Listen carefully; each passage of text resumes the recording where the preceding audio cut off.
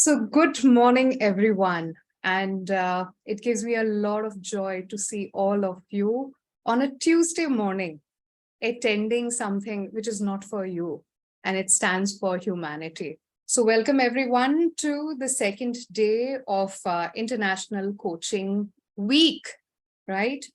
And I just want to tell all of you that this is our time. And today is the day, like with coaching, all of us are coaches. We are going to celebrate coaching as something which connects humanity with possibility. And what can be a better day to celebrate it with one of the possibilitarian poet, Rabindranath Tagore. Today is its 163rd birthday. Oh. So not keeping all of you waiting. So I invite our chapter president, Mr. Radhakant Jaiswal, to start the session with a holy sound.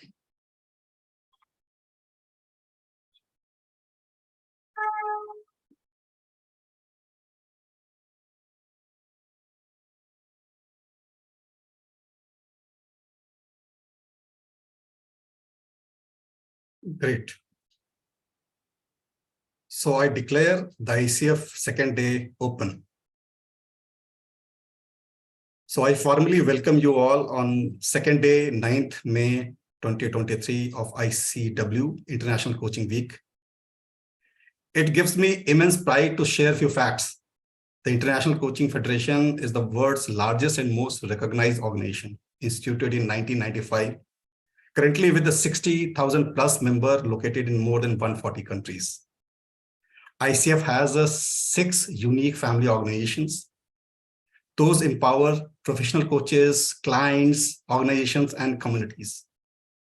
Being the second day of ICW assigned to Delhi NCR Charter Chapter, our team has curated a full day of very engrossing sessions for you.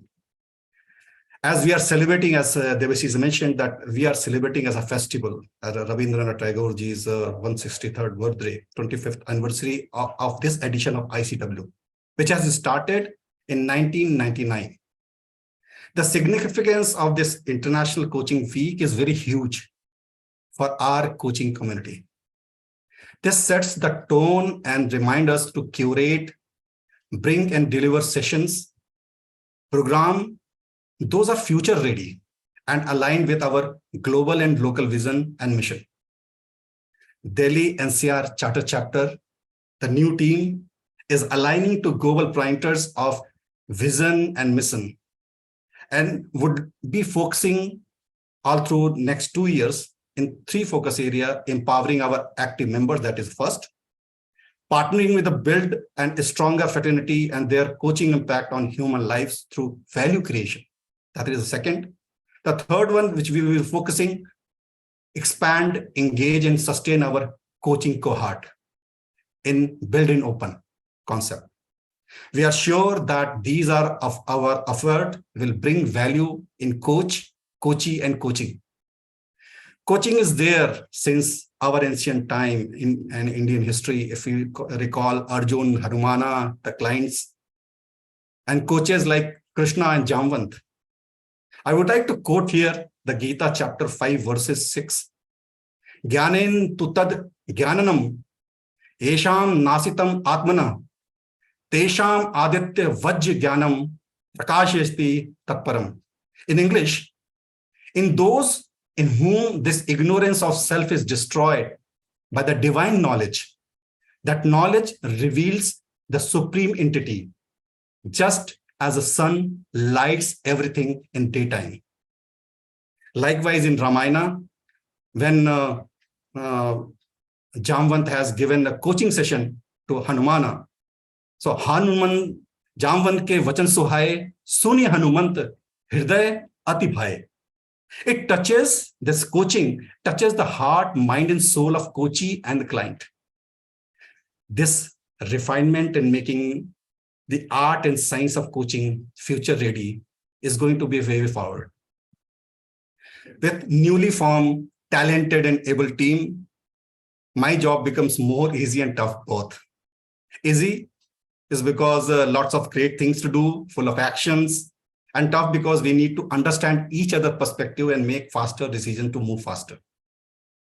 ICW second day is an example of our team delivery. You will see the entire day what our team is bringing to you. This is a very prevalent saying among us that everyone needs a coach. I truly believe it. Bringing coaching to masses with the local dialects would be the future. When we start competing with nanis, dadis, and the in family people who comes up and give advices or coaching sessions to people, whether they are impacting or not impacting in the good way or bad way. Likewise, Coca-Cola, initial days, they were marketing that they are going to compete with the Sikanji player and the Sarbat vendors and all, not with the soft drink available. So our aim is to basically address there when we have a local dialect coaching.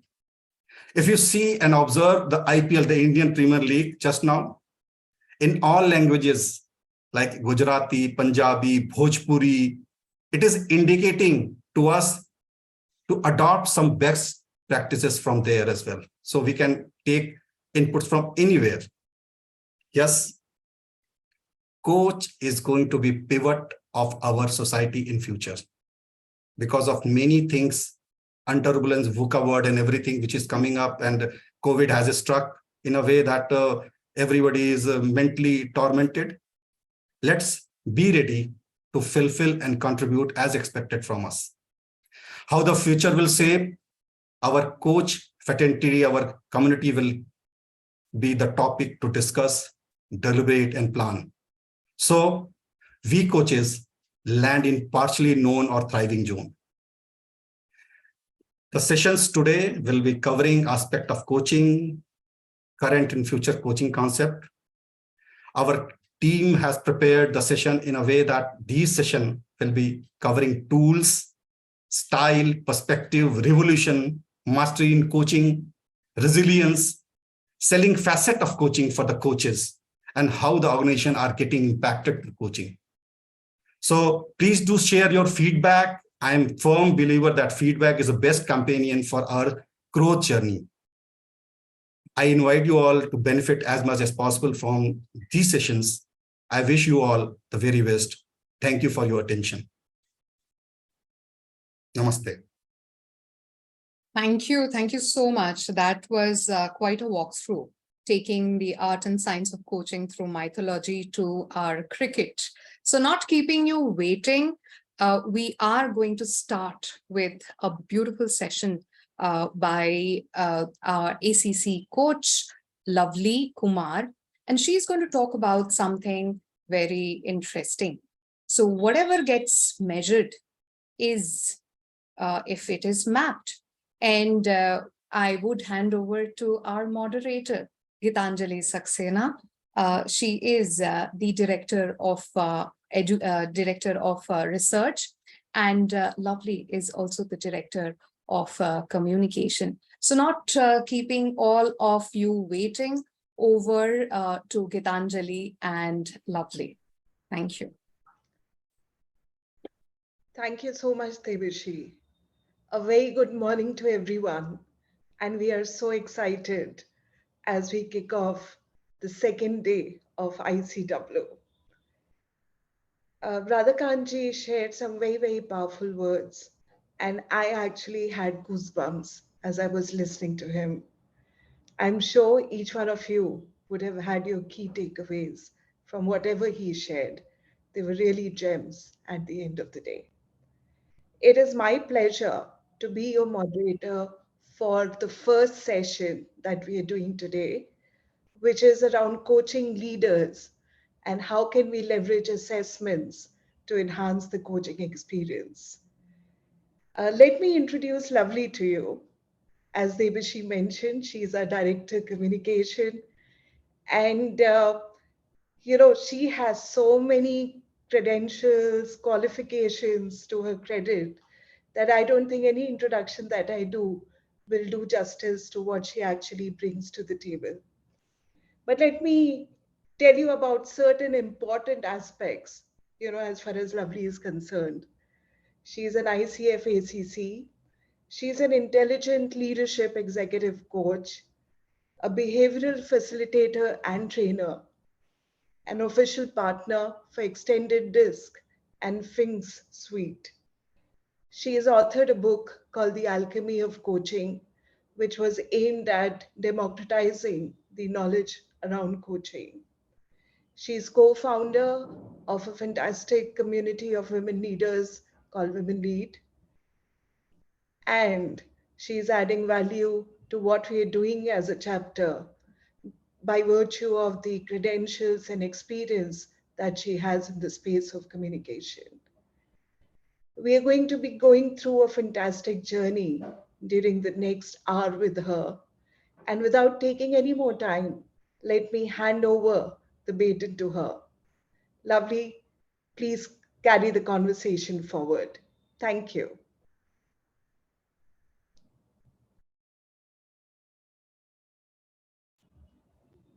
You are on. I realize that. Thank you very much, Geeta. I mean, after that introduction, it's very difficult to say anything. But let's quickly jump into the topic of today. Give me 1 second while I share my screen.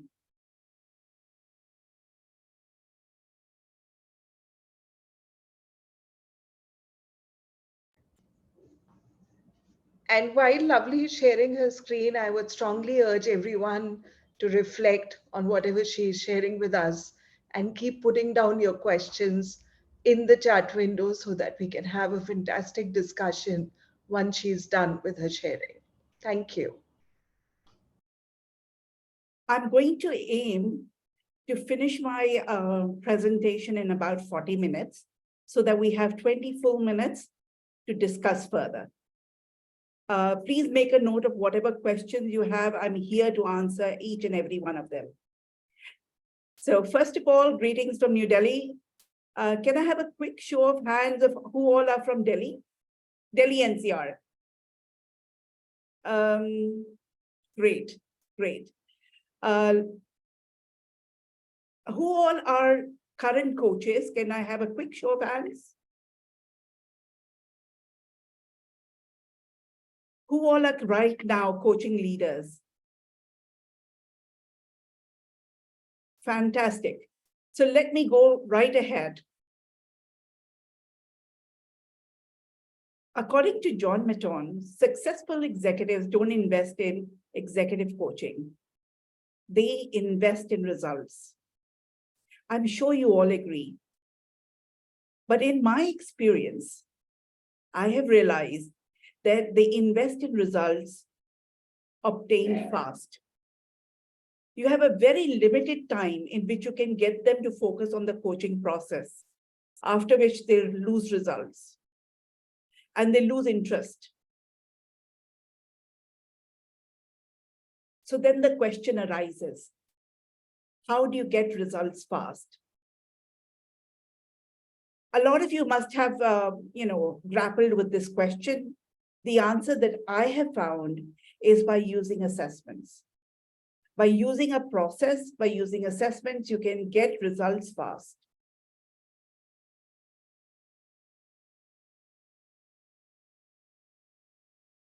When I started off, the first question that came to my mind was, why should we use assessments in leadership coaching? The simple answer that I have found is because it works.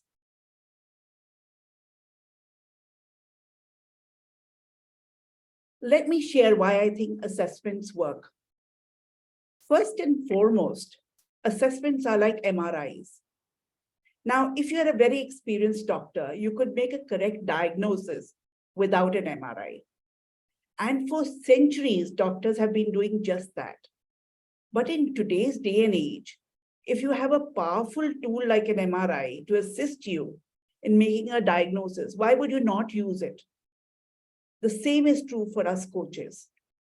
Rather than spend many sessions trying to discover the strengths, the weaknesses, and hidden potential of the leader organically, we can use assessments to both quicken and deepen our understanding of the leader's inner core, because that is where the power to change resides.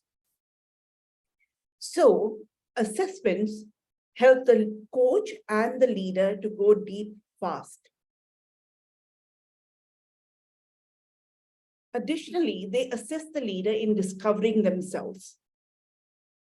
Assessments can throw up blind spots and thus are invaluable.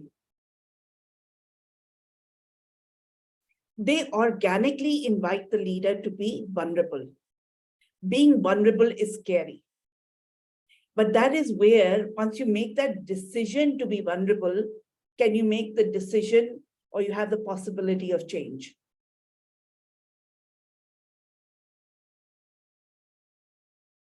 They're in black and white. There are no gray shades. It's on paper or on the screen. And therefore, the chance of personal bias is low. I found that tends to give them more credibility. The leaders give them more credibility. In fact, I am reminded of a story. This was an incident that happened in a coaching session when I was in Pune. So this leader read the extended disc report and said, this is exactly what my boss has been saying. And in his eyes and in his voice, it was clear that he was suspicious. He thought that somehow the boss has conveyed that thought to me, and that's how it's come on the report. In that moment, I was extremely grateful for the assessment report. So I replied to him, you took the assessment yourself. It's an internationally valid assessment. The servers are in Finland. They're not even in India. And the results that you got were in your email within 5 minutes, right? Have you considered that maybe your boss might be right? I could feel his resistance to the feedback was dissipating. That is the power of assessments.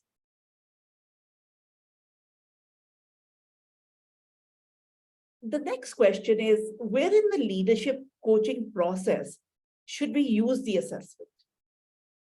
To understand this, we need a framework. I'm sharing the framework that I personally use, which is the Intelligent Leadership Coaching Framework. It is not the only framework that exists, and it's not the only framework, or it's not the framework that you need to use. However, I'm using this framework to explain how I use assessments. Now, the Intelligent Leadership Coaching Framework is a proprietary framework that has been designed by John Maton. I'm going to provide you an overview. I'm not going to go in very great detail.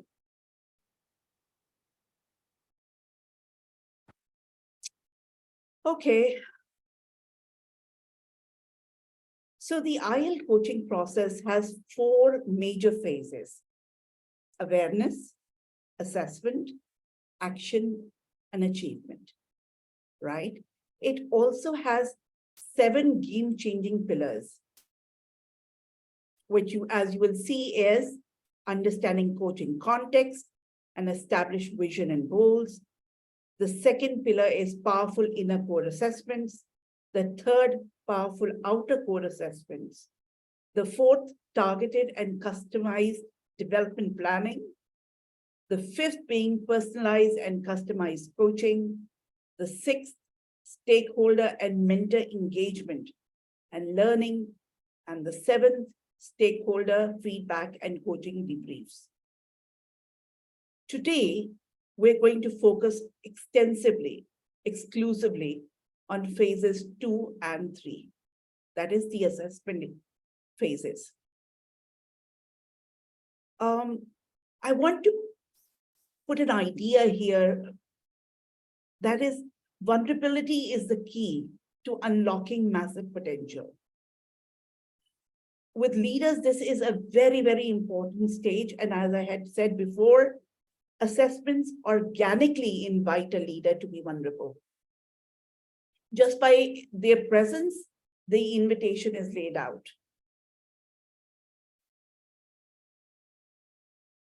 Now let's segue to the wheel of intelligent leadership. You will notice that it defines 9 key leadership areas. Areas such as critical thinking, decision-making, strategic thinking, emotional leadership, etc. These come in what we call the outer core. This is what our clients, the leaders, are interested in. That's how they are being experienced by their stakeholders and where they want to impact behavior, right?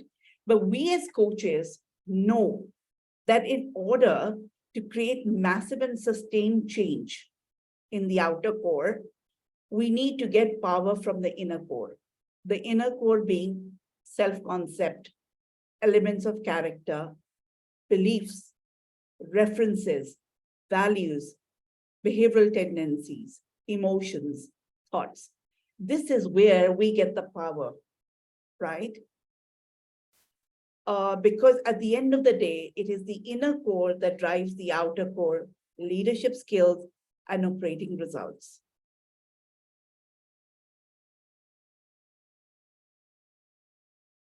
So the next question is, what should we use assessments for? My simple answer to this is to understand current performance and predict the future performance of leaders fast. I'm putting a lot of emphasis on fast because I've realized that you have a very little amount of time before people lose interest. It's amazing, but people seem to think that coaching should bring results immediately, fast. And considering the pace that the world is going on right now, I think that's one major need that comes up. In medicine, it's said that prescription before diagnosis is malpractice. We believe the same holds true for coaches. So we start with the diagnosis. To do the diagnosis, we should use both an outer core assessment and an inner core assessment. Used together, they'll give a holistic view of the leader. We'll be able to corroborate themes that show up. So, an outer core assessment or a 360 assessment will give what the leader is doing, how they're currently performing, what are the perception of stakeholders about their current behavior. It's a subjective assessment because finally they are perceptions. On the other hand, you will notice that inner core assessments tell us about the performance potential, what a leader can do. These are objective assessments. You will notice that outer core assessments are lag indicators, whereas inner core are lead indicators. For example, when we take a blood test and test for cholesterol, we get to know the levels of HDL and LDL in our bloodstream. These levels tell us the state of our heart's health. They are lead indicators, right? Now, if we leave this untreated, if we don't take any corrective action, this cholesterol that is in our bloodstream will finally lead to a heart attack. And that is why the chest pain that we feel when we have a heart attack is a lag indicator. Now, to correlate, inner core assessments is like the cholesterol in our bloodstream. Outer core assessments is like the chest pain. Using assessments gives us objective and subjective data points, which help us discover facets of the leader that otherwise may take considerable time. And actually, my belief is you might not even reach there.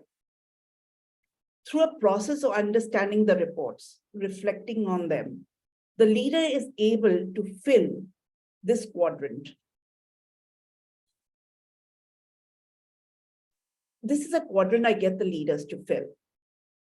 Known strengths, surprise strengths, surprise development needs, and known development needs. So surprise strengths and surprise development needs are the blind spots. The leader may be unaware that these are their strengths or their development needs. Now, together, this can help us derive insights, which becomes then the basis of the coaching.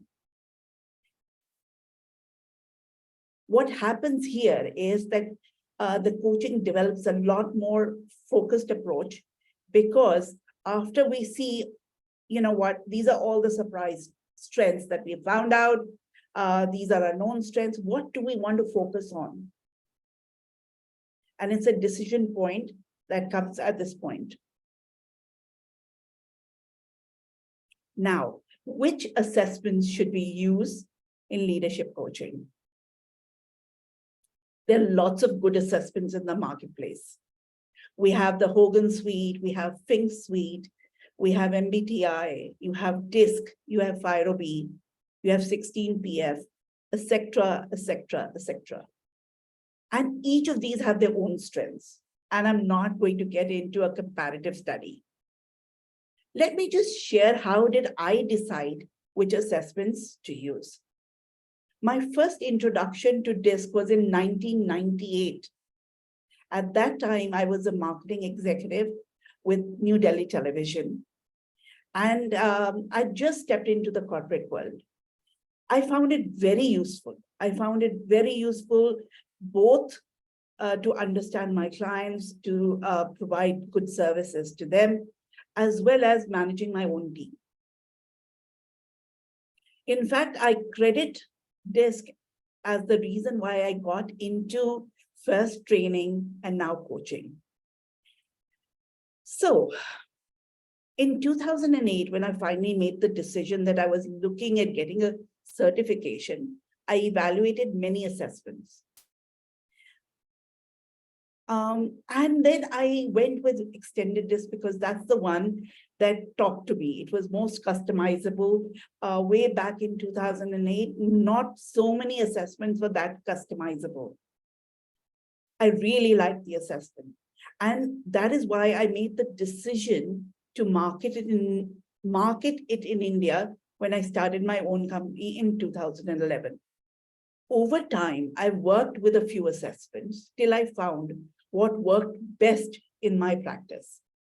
What was the easiest to explain to my clients, what seemed to get the aha moment. I believe that that is a process that most of you will have to go through. So I'm going to share the assessments that I personally use. And I'm giving you a quick disclaimer. We are the official partners of Extended DISC Suite and the Fink Assessment Suite in India. And I'm actually quite in love with them. Right? So if you feel that I'm raving, that's because I really do like them. So I typically use 4 assessments in my leadership coaching practice. Extended DISC, Fink's Open 360. And if I have the budget and a willing leader, I also like to use the Fink's Reasoning Skills Assessment Battery, as well as the Metone Leadership Enneagram Inventory. Remember this diagram? This is where assessments fit in the process. When we look at inner core assessments, Extended DISC, MLEI, which is the Metone Leadership Enneagram Inventory, and Fink's Reasoning come in this space. And the Fink's Open 360 comes in the outer core assessments. Now I'm going to spend some time telling you exactly how do I use these assessments in our leadership coaching practice. Because actually the rubber hits the road when we learn how exactly to use our chosen assessments to derive insights. We can choose whichever assessment we want, but the key is, how do we derive the insights that make a difference? I'll first talk about the Open 360. So what data does Sphinx Open 360 provide, and in which form? It provides the leader with critical information regarding how they're perceived on key skills and behaviors by their major stakeholders. We can define who those stakeholders are. They could be the management team, they could be immediate supervisor, peers, direct and indirect reports. Some leaders even want information on how their vendors and associates perceive them. It then combines this feedback with an individual self-assessment. What we are really looking at is how they're perceived and how there's a difference or a discrepancy between how they assess themselves and how their stakeholders assess them.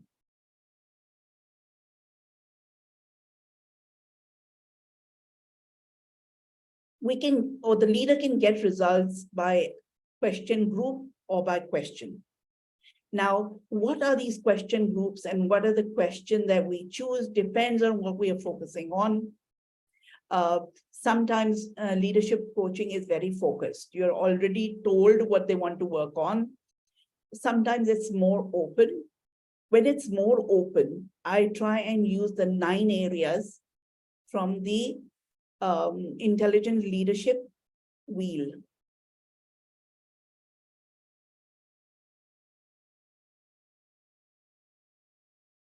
So the first thing I look at in the report is the ranking section. This gives a quick overview on how the leader is perceived. So these are the question groups. It's color coded. The same color as green means doing well, yellow is a middling one, and the red is obviously where it's a blind spot, something that needs focus immediately. Because it's color coded, it kind of pops out. So this is the first, it gives us an overview. This is the first thing that we look at. Then along with the leader, we look at it, the results in 2 ways. I either use a table or a bar chart or a basic column. These are my favorites. We go over all the question groups and then if need be all the questions and try and determine surprise trends, strengths, surprise development needs and development needs. And you will find that certain themes will come up. Certain themes start popping out. The next thing that we do then is we move to the next assessment. I typically keep, or I ask the leader to keep about 3 to 4 hours for this process. And I try that we can do it in one go, in one sitting. So what data does the extended disk provide and in which form? Now this provides critical information on a person's natural style. That is the style that takes the least energy, is most pleasurable. It's also the one in which you make the most mistakes and the one in which the one to which you revert to when you're under pressure or there's a lot of excitement. It also provides us the adjusted style. That is the style the leader perceives they need to be or the way they need to behave in order to be successful. The third thing that it provides is an insight into strong emotions. Typically, they tend to be negative emotions like helplessness, like the feeling of pressure, the feeling of frustration. So all of these are good inputs and good data points, which can then spark off discussions. Okay. These are the various data points that are available. I'm not going to go into it. Just have a quick look, but you will notice they are the major areas: decision-making, change management, team leadership, communication skills, drive for results, all the kind of things that are in the outer core. You will also have some of them that are more inner core, which are like learning styles, how a leader feels stress, what causes stress for him or her. We also get information by functional area. Now, the first thing I look at when I receive a report are the graphs. When I look at the graphs, the first thing I look at in the graphs is that, is this a valid report? All the information that we can get from the report is encapsulated in these two graphs. However, to read them requires specific knowledge, which is gained only through a certification. The good news, however, is that apart from these two graphs, everything else is in plain English and it's shorn of psychological jargon. There is no jargon there. So I sit with the leader and we start with the first, which is the style snapshot. It gives us a quick snapshot of the leader's style in one page. You will notice that the report is not very text heavy. Many pages comprise of bullet points. Again, things that work well with leaders because they really don't have time or patience, right? We can also personalize it by adding our own questions for the leader to reflect on. So as a consultant, as a coach, we could decide what do we want, what is it that we want to spark at this point. My favorite is typically, for example, top 3 strengths and what are the action points. Next, I sit with the leader and go through what we call the graphical pages. This is very visual in nature and therefore easy to isolate key strengths and development areas. Have a look at this. This side is natural to style. This is not natural to style. All we do is we sit with the leader and say, mark out the 4s and 5s. These are things which are natural to you. You will automatically, we can consider it an area of strength, right? And anything that is -5 or -4 are things that you are not very good at. So we quickly mark them out.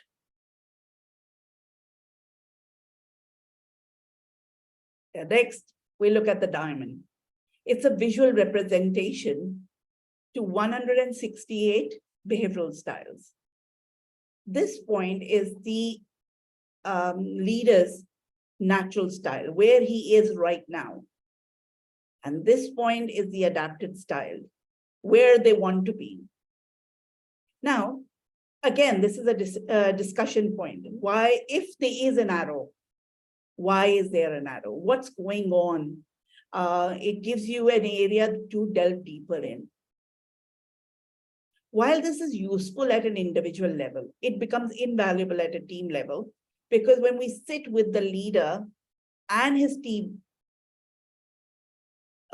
in a team analysis, for example, each of these 4 dots are an individual.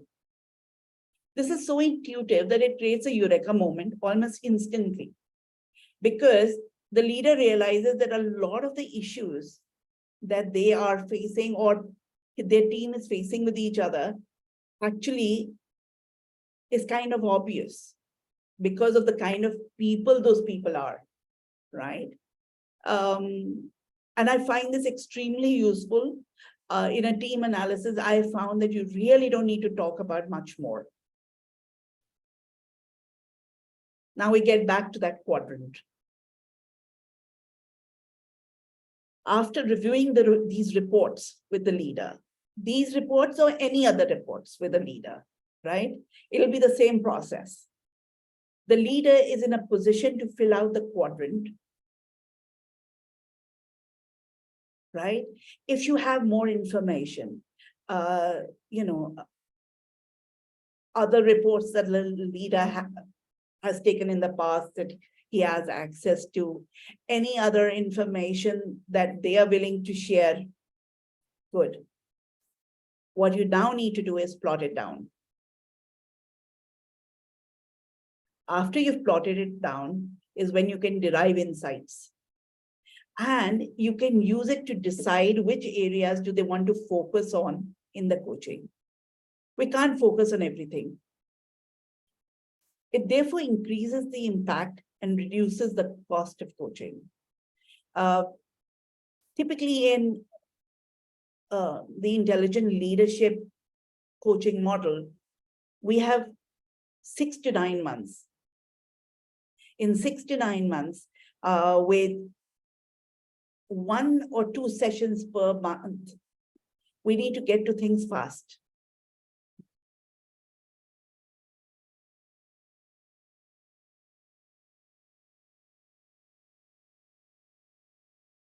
And with that, we have time for questions. Geeta, how much time have I taken? You are within time, lovely. Fantastic. I was worried that it was kind of heavy and I could go on and on. So now it's open to questions. If you don't mind, I will stop the share or at least pause the share. So I would like to ask our participants. Rajesh has his hands up. Rajesh, please go ahead. Please unmute yourself and ask. Yeah, thank you so much. And thank you, Lovely, for the lovely presentation. Very insightful. The question is there any assessment which is free, which can be used without a charge? Have you worked, even though it may not be as effective as the ones which are chargeable, but something very basic, or a 360-degree, can it work like an assessment? If you notice, I did use a 360-degree. So Things Open 360 is a 360-degree. I haven't used free tools, but I know that, for example, there are many free disc profiles, right? So you could use them. You could use, instead of, let's say, a 360-degree tool, you could use any survey tool, right? For that matter, even a Google form gives good information. The only thing is, then as a coach, you will have to decipher it. And that becomes your work. Got it. Yeah. Right? And So how about MBTI? MBTI is a very good tool. However, MBTI is not a free tool. It's a paid tool. That 16 personalities is same as MBTI, or that's different? No, That's they're two different tools, right? Okay. Both of them are paid tools.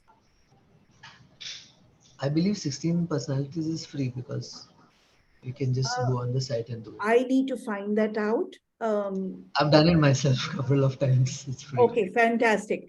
Because when I have used 16PF, that was when I was working with Mafua and they had the rights to market it in India.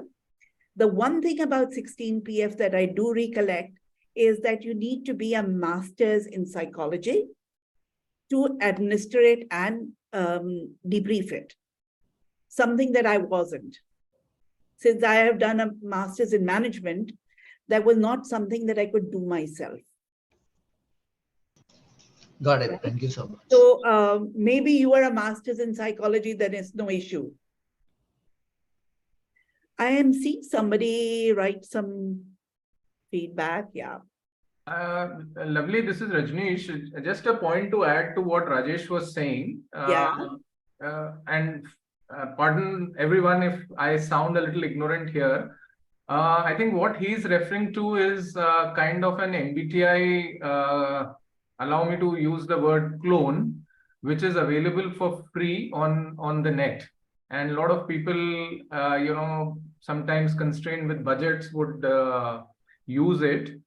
And Rajesh, you should be the one who should confirm, because I feel that 16 personality assessment that you mentioned may be different from 16PF, is the point that I wanted to make. Rajneesh, I'll just put in a very quick word here. Like I said, there are many, many disc profiles, and I'm not going to get into this assessment versus that assessment, right? I'm not in a position to do so. Only somebody who has in-depth knowledge of a tool should be speaking on that tool. Exactly. However, and I'm going to talk about this, the difference that I have seen between free disc profiles and paid disc profiles is the algorithm, right? The information that you get from a free profile is almost the same information that you can get by just seeing the person. So if you spend 5 to 10 minutes with a person, you can very easily guess. It's a guess, right? It's not fact. What is their dominant style? You can very easily guess, sometimes even the secondary style, by the way they talk, by the way with the word selection, the energy in their voice. So these are these non-verbal cues. You'll get some spatial cues. I'll give you an example. Very recently, I went to Max Hospital in Saket. And my doctor, he had a cabin there. He had just about every certificate possible hung on the wall. Every certificate. So anywhere he was invited to and he was given a plaque, it was on the wall. To me, that becomes very obvious that he's a dominant, so he has dominance in him. The other interesting thing was none of them were in a straight line.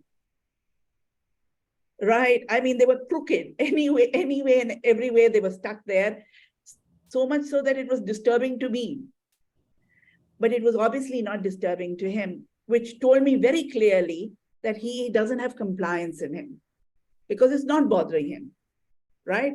If it was bothering him, he would do it, right? He would change it. So a lot that we can get from a free profile is just very visible.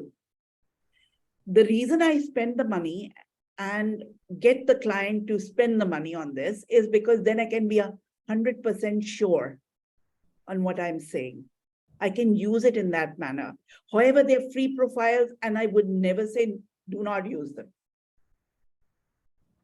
Right? If you are constrained by budget, go ahead and use them, but use them with a pinch of salt. Know that the algorithm may not be as strong. Know that the reliability may not be as much. So once you have those in mind, that then go ahead with it. I see some people have shared something. Yeah, lovely. So Neena ji has shared Okay. that adapted versions of MBTI are found free on net. And Okay. I would personally not go for them. She would personally not go for them? Yeah. So Neena ji is a psychologist herself. Okay. And personally, if I go back to some of the tools that I've tried, so I'm certified in using the Gallup Strengths Finder. The philosophy of the tools is also very important when we are deciding which psychometric assessment to use. And the second thing that we need to be very clear about is how much reflection do we want to enable at the coachee's end. So there are certain reports that coachees find easier to read and reflect on without any outside intervention, right, at the first go. And there are certain tools which are complicated. I mean, MBTI per se is very popular in Europe, but I know that it is decreasing in terms of its popularity. And therefore, right, what is the space that we want to create for the coachee for self-reflection becomes an important point. Rajesh, just to answer, I have personally used the 16PF as well, but I've used it in cases where the maturity of the organization and the coachee was not very high. They were at a very initial stage of starting their development journey. And this was for a set of leaders which were working for a not-for-profit. So there were budgetary constraints, but we still had to give them an objective view of their personality profile along with the coaching journey that we were conducting for them. So in that case, we had used 16PF. Neena ji has. So net, what I'm saying is it really depends on the maturity of the coachee and the organization your own budgetary constraints. What is the space that you want to create for self-reflection by making it easier for the coachee to understand what the report is saying? And that is where DISC actually is very, very useful compared to the other assessments that I've used. Neena ji has shared something. So let me just read it out. So she said it to for everybody. She says a medical diagnostic report always puts a disclaimer at the end. Please corroborate with clinical assessment. One thing is very clear on every assessment is written, this is one input, right? The reason why we are using multiple assessments is to have a more holistic view. It's always good to use it with common sense, right? Both as a coach, you are physically viewing the client, you're hearing what they're saying. The client has a deep understanding, or at least has an understanding of themselves. No one report can give you all information, right? You need to be very careful about it sounding like the ultimate, the only input. So there are some more comments, Lovely. Yeah. Venkatesh has shared that he would strongly recommend to have a look at Enneagram. Absolutely, Venkatesh, that deserves another session in itself. Absolutely. Because it is such a deep philosophy. Absolutely. Bharti is asking, is it okay to repeat assessments or use different tools in the same period? Okay, depends. Some assessments are required to be repeated, right? Okay, let me put it like this. Some assessments give you different results when repeated. Some assessments, by the very construct, should give you broadly the same results. And therefore, they don't need to be repeated, right? We can use different tools in the same period. In fact, we definitely should use, the more tools we use, the more light we can shine. But we need to balance a couple of things. The first is money, but even more than money is time. Every tool that you fill requires a leader to invest their time, first to take the assessment, and then to understand the assessment. If you have too many assessments and you've not spent the time to understand the assessment and take insights, it'll just seem, "Arey, we got all those assessments done. Kuch hota to nahi hai usme se."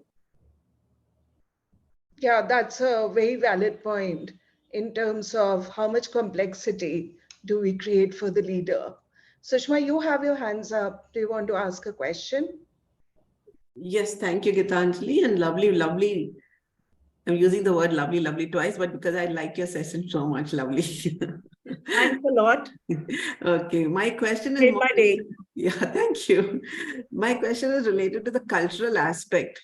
What I find when I'm using a lot of these instruments, and especially for people who are not exposed a lot to English or the other Western cultures as such, are they really answering these with the cultural context? I mean, how does it play out when you're using them in India and for a lot of, especially manufacturing units?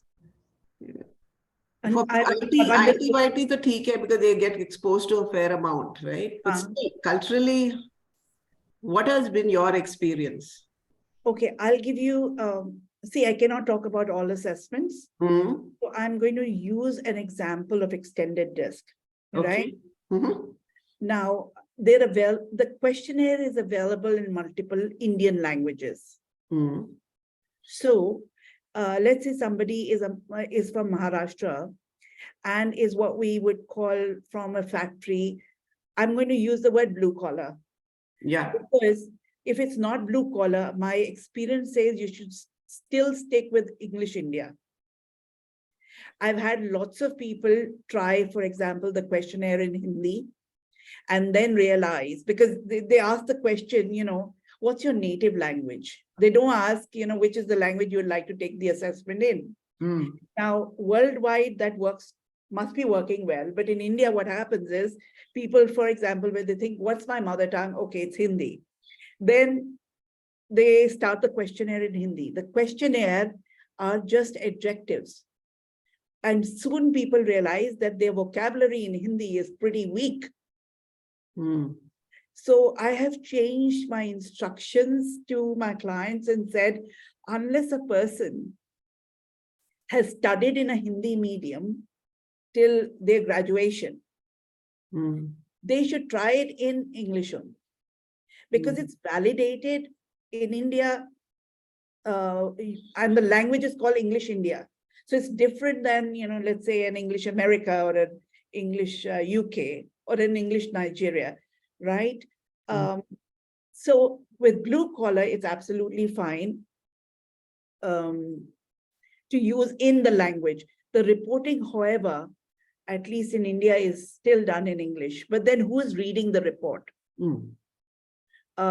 Basically, it would be HR. And if you're talking about, in blue collar, the HR will probably have to interpret it for the person. Thanks so much. How effective? Sorry. Yeah. Geeta, I was just reading a question Deepika has asked. How effective is 360, as a lot of folks feel that it may be doctored?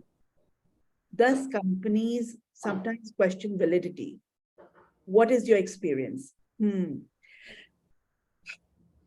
That's why we are corroborating it with an objective assessment. 1. 2, anonymity helps. When it's anonymous, I think it helps. The third thing is, when we're doing it for leaders, it is specifically aimed at development. And therefore, leaders are more open to the feedback that the 360 throws up. They are the ones who are choosing who is going to be evaluated. So let's say you sit with a leader and you sit with their supervisor and say, okay, both of them suggest these people should be, these people should get feedback. And then, since the person is choosing who should give feedback, usually there's not an issue. Repeating an assessment may be good practice. It's pure evidence and affirmation of the journey. Works well with EI assessments. Depends on the assessment. A 360-degree definitely should be repeated. So you start at 360 in the beginning of the leadership journey, the coaching journey, and then you do a 360 at the end. In between, you might want to do some dipsticks, right? Disc doesn't really make any sense because it tells you at the heart of it who you are. That's not going to change.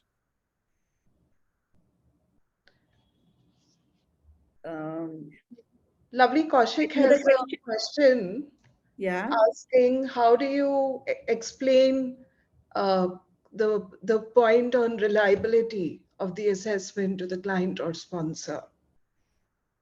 Okay. Kaushik, that's a very good question.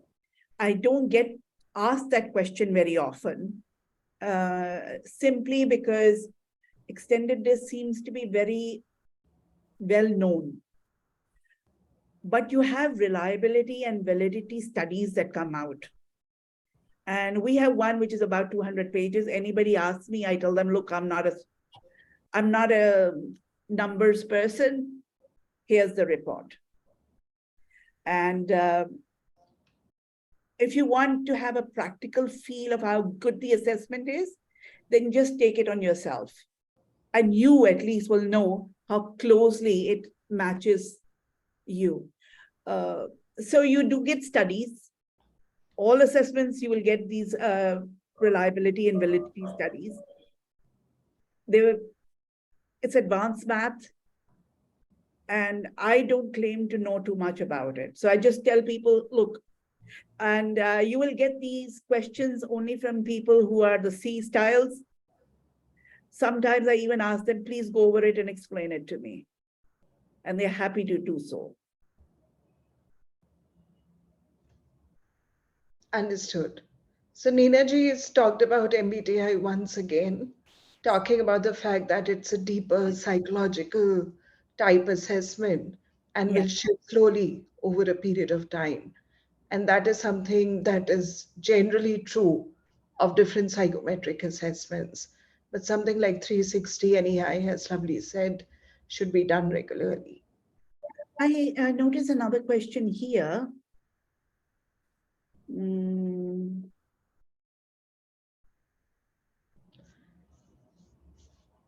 So is there any other question that comes up? No, So sorry. Lovely, I had a question. Yeah. Maybe I'll just voice it. Yeah. I had put it on the chat, but that's all right. So I was keen to know, Lovely, from your experience, that what do you put first when you pitch for work? When you go to corporate clients, do you pitch for coaching on the support of assessments in the bag, or it's the other way around, that you pitch for assessments and then you say, okay, fine, and now that we have the assessment report, can we have a case for coaching to happen? I'm just Okay. curious to know. Okay, I'll give you a very quick answer. See, in my particular case, since I market those reports, there'll be lots of people who reach out for the reports, right? Now, they may be other coaches, they may be other trainers, they even may be companies. But in that case, they've made a decision to do something and they just want the assessment. However, when I pitch for business, I will pitch in for an entire intervention. It will consist of coaching. If I want, or sometimes we have, it could have training also involved. And it will have assessments embedded in it. And this is something that I was told in 2009 by the CEO of Extended Disc himself, because I asked a similar question, how do you do it? And he said, you don't want to pitch an assessment because that becomes like a commodity, like a product. On the other hand, when you pitch it as an intervention, now it is special. Now it is only you can do that intervention. So anybody can do coaching, right? But only you can do the kind of coaching that you do. But we can't say that about assessments. The assessment is, for good or bad, standardized, right? We can't say, oh, this is a special assessment, or because I'm conducting it. It's going to be the same worldwide. It's going to be the same across 100 countries. I can't say, ye special hai aapke liye. However, the coaching or the full intervention is special, is unique. Any other questions that have come up? And maybe Rakhi, so last question. Rakhi is asking, how about Harrison assessment? Do you have a point of view on that? I don't have a point of view on that. I know that it is, it's a paid assessment, and I'm sure it's a good assessment. Okay, so we have time for one last question. Garima, you had raised your hand. Are you on mute right now? We can't hear you. Oh, sorry. Yeah. So first of all, many congratulations. I really thoroughly enjoyed the session and it was really wonderful, quite insightful. You shared John Mitton's model. It really, it was really informative. I'm just curious to know, because in terms of realistic scenarios, like, when we have a situation of a crisis, yeah, like in a post-pandemic era, yeah, when we have very little time, everybody is racing against time, whether it's leaders or coaches or employees, everyone. So how do we go about and respond in terms of like with what tool will work, or will this model work in that case too? Or do we need to pick something else for that? Or which assessment tool? Can you restate your question? I didn't understand the question. Okay. My question is, what happens at the time of crisis? How should we respond at the time of crisis? and which tools or technique or model we should adopt so that we get results much faster. And maybe at the time of crisis, people are generally racing against time. Yeah. And be it leaders or coaches or everyone. So in that situation, we have very little time left. And if we go through the entire process of assessments and everything, so what works best for us? Which tool you would suggest? Okay. Lovely. In the interest of time, Yeah. I'll request Garima to catch up with you separately on Sure, this. sure. She has asked a very deep question. It is a very deep question. And it definitely merits more time and thought than what we Sure. have on hand right now. That's So okay. on just wrapping up this session, Lovely, thank you so much for giving us this perspective on different kind of assessments that we could be using to really create shifts with the leaders that we are coaching. There's no doubt that psychometric assessments are a very powerful tool in the hands of a coach. And it is for the coach to decide which tool will be the best to use given the coaching goals and objectives. Please feel free to reach out to Lovely in case you have any questions on the assessments that she has shared today.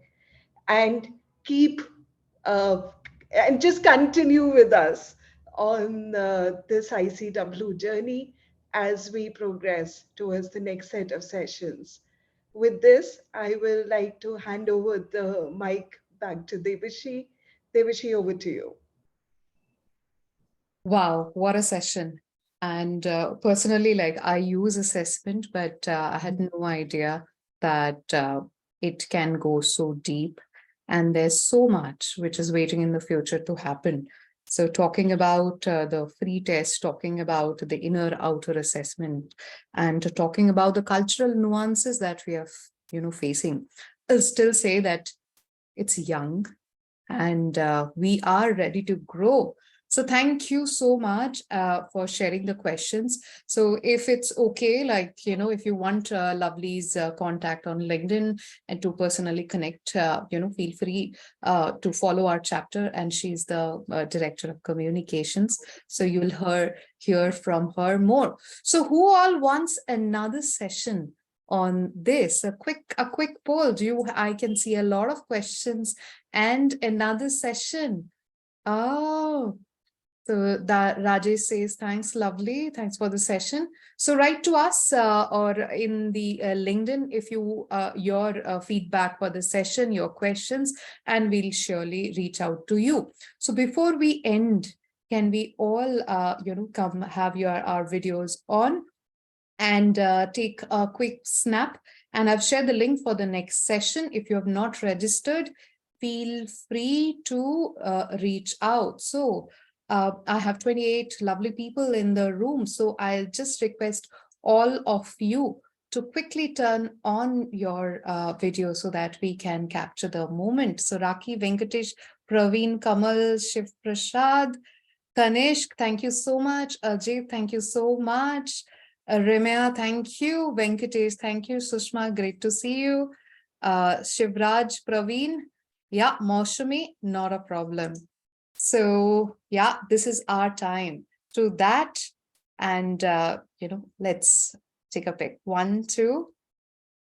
Thank you. Thank you so much. And without waiting. Devashi, just yes. 1 second. Sure. One more picture. Yes, please. See, she is the communications director. And everybody, please look happy. Thank you. Thank you so much. And I'm going to share the feedback, for this session with you. If you can take a moment to share that as well. Just a sec. Right. So it's there in your chat. Just take 30 seconds to give your feedback.